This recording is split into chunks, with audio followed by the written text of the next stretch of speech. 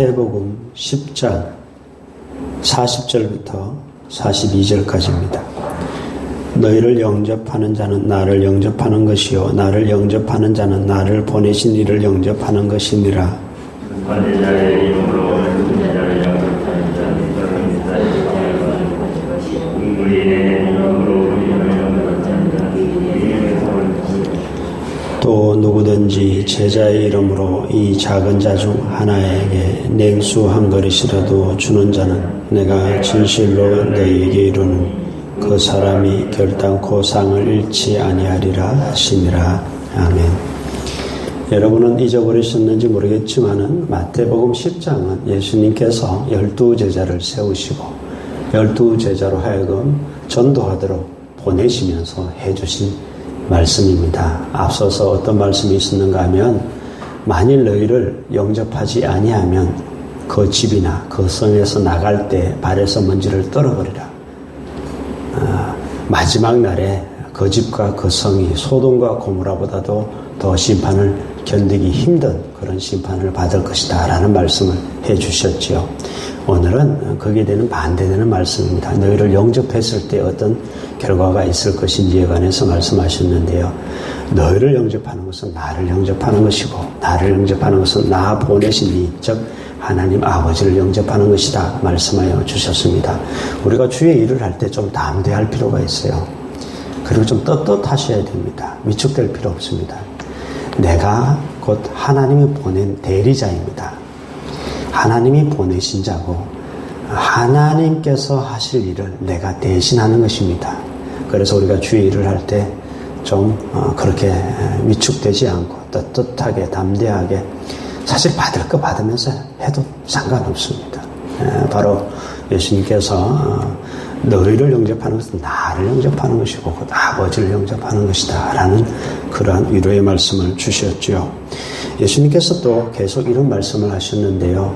선지자의 이름으로 선지자를 영접하면 선지자의 상을 받고 어인의 이름으로 어인을 영접하면 어인의 상을 받는다. 두 가지를 말씀하셨죠. 여러분 유유상종이라는 말 아시죠? 끼리끼리 모인다고. 선한 사람은 선한 사람끼리 모이고 악한 사람은 악한 사람끼리 모이고 또 선한 사람은 선한 사람 알아봐요. 선지자는 선지자를 알아봅니다. 즉 선지자가 왔는데 그 선지자를 영접한다는 것은 그 사람 속에 선지자적인 측면이 그 사람 속에 이미 있는 겁니다.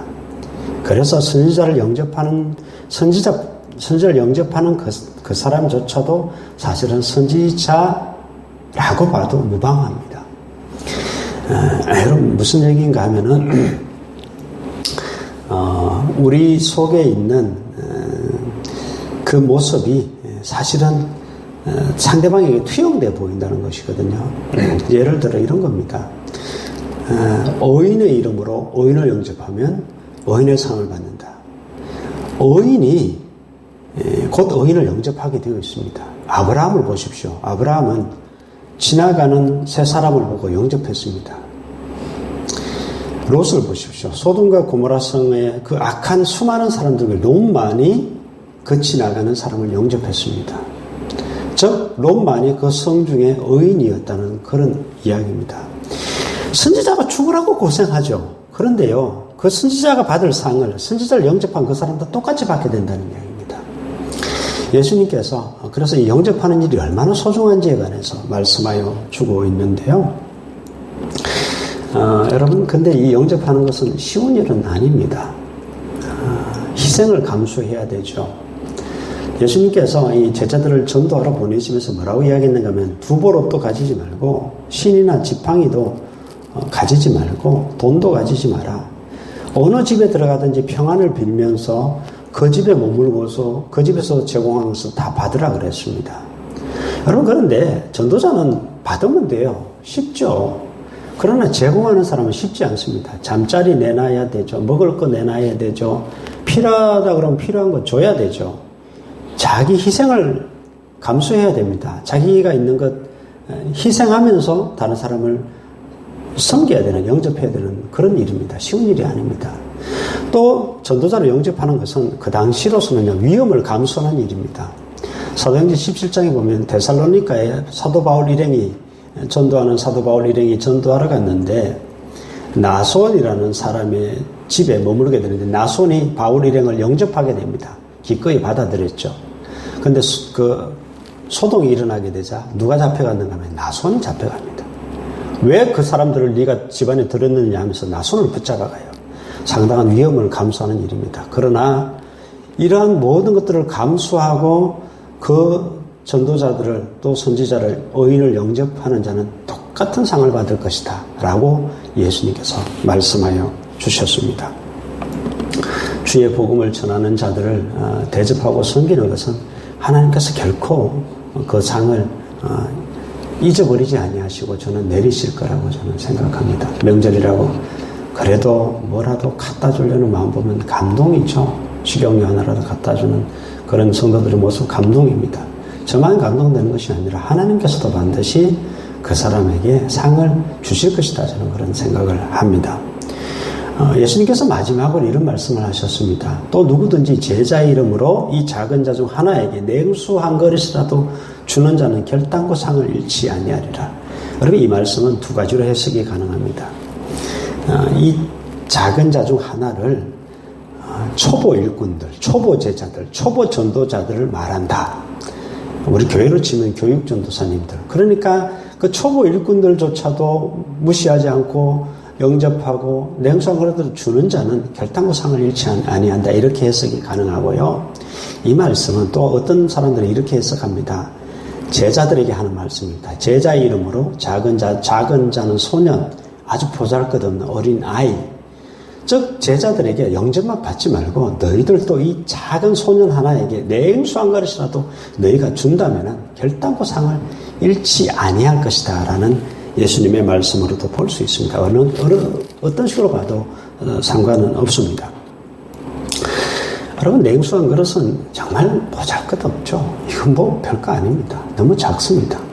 근데 마음 씀씀이가 귀하지 않습니까? 그 더운 팔레스타인 지방에 길 가는 나그네 보고 목이 말라 보인다고 이거 한 그릇 먹고 가라고 그 베푸는 마음 씀씀이가 귀하지 않습니까? 그 마음 씀씀이 그 작은 마음을 쏟을 뿐인데 하나님은 그것조차도 결단코 상을 잃지 아니할 것이다. 예수님께서 말씀하여 주고 있습니다. 여러분 사람을 대접한다거나 또 사람에게 선대하는 것은요 하나님께서 반드시 보상하는 일입니다. 하나님이 절대 잊지 아니하시고 결단코 상을 잃지 아니하는 그러한 행위라는 것을 우리가 알아야 됩니다. 선한 사마리아인을 보십시오. 그만이 칭찬을 들었습니다. 우리가 굳이 주의 일을 하는 사람뿐만 아니라 내 주위의 모든 사람들에게 어떻게 대해야 할 것인지 또한 그런 자에게 하나님께서 상을 주신다는 것을 기억하고 우리가 그렇게 행동하고 살아야 될 줄 믿습니다. 기도하겠습니다.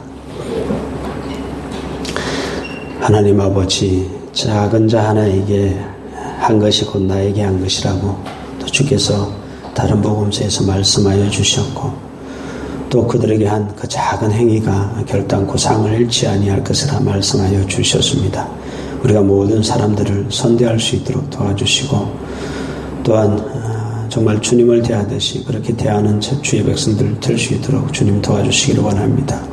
주의 일을 행할 때에 내가 주님을 대신하여 하는 일임을 생각하고 믿고 담대하게 모든 것을 행할 수 있는 또한 저희들 믿음 될 수 있도록 하나님 축복하여 주시옵소서. 사랑이 많으신 예수 그리스도의 이름으로 기도드립니다. 아멘.